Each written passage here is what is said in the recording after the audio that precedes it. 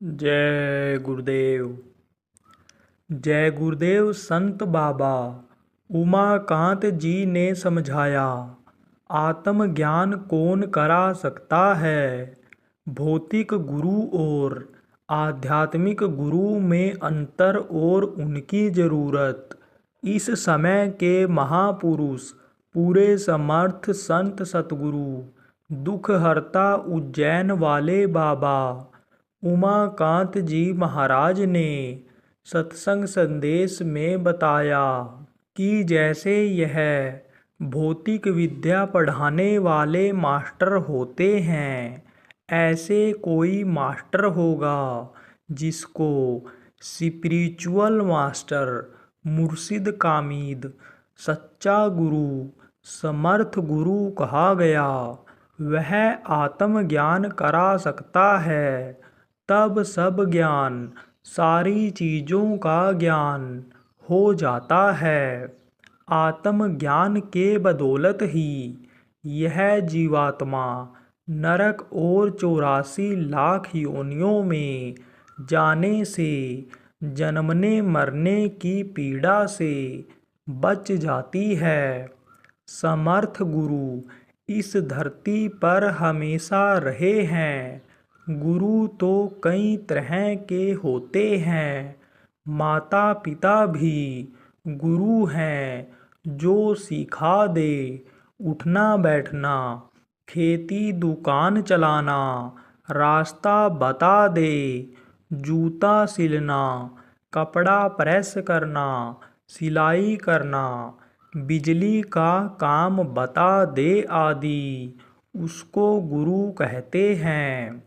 कुछ गुरु ऐसे भी होते हैं जिनकी ज़रूरत बच्चों को तुरंत पड़ती है। जैसे माँ दूध पीना सिखाती है, बच्चों को दूध पीना भी नहीं आता है। बच्चा तो दूध जानता ही नहीं, जब पैदा होता है तब भूख भले ही लगती है उसको, लेकिन पी नहीं पाता है।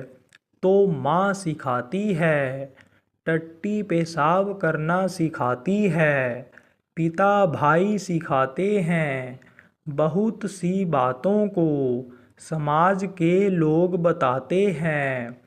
ABCD पढ़ाने वाले विद्या गुरु कहलाते हैं और आध्यात्मिक गुरु अलग होते हैं।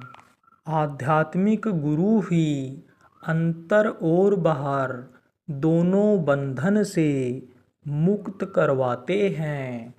दुनिया की सारी विद्या पढ़ने के बाद, सारी जानकारी ले लेने के बाद भी आध्यात्मिक गुरु, आध्यात्मिक ज्ञान की ज़रूरत होती है। वह गुरु कैसे कहलाते हैं? कहा गया है, गुरु गुरु सब बड़े, कोई नाही छोट, और सबद पारखी महीन है। बाकी चावल मोठ, चावल आप खाते जानते हो। एक मोटा चावल होता है जिसको लोग कम पसंद करते हैं, देर में हजम होता है। और दूसरा महीन चावल होता है जिसका स्वाद अच्छा होता है, लोग ज़्यादा पसंद करते हैं। ऐसे ही महीन गुरु उनको बताया गया है जो सबद पारखी होते हैं। वह बंधन से मुक्त कर देते हैं। कौन से बंधन से? यह जो जीवात्मा बंधन में है, 4 शरीर के अंदर बंद है। स्थूल शरीर, लिंग शरीर, कारण शरीर, सूक्ष्म शरीर। इस बंधन से मुक्त करा देते हैं। बाकी दूसरा बंधन, शरीर का बंधन, खाने कपड़े का इंतजाम।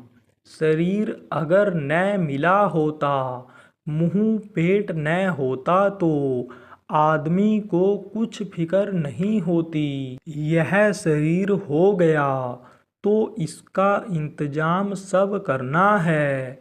खाने पहनने का आदि यह बंधन है।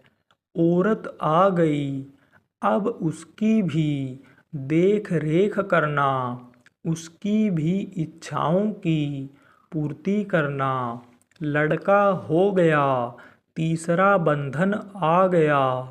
लड़के के लड़का हो गया, चौथा बंधन आ गया। धन दौलत हाथ हवेली यह सब बंधन हैं। चोलड़ पचलड़ सतलड़ रसरी, काम क्रोध लोभ मोह अहंकार यह सब बंधन हैं। तो इसमें फंस गया आदमी। इन बंधनों में से जो मुक्त करता है वह गुरु कहलाते हैं। बहुत से लोगों को उपाय देते हैं कि ऐसा करो ताकि तुम्हारे घर में तकलीफ दूर हो जाएगी। चले आओ, मजार पर चादर चढ़ा दो तो फायदा हो जाएगा। पिंड दान कर आओ तो भूत उतर जाएंगे आदि। यह जो इस तरह का आराम दिला देते हैं वह भी गुरुजी होते हैं।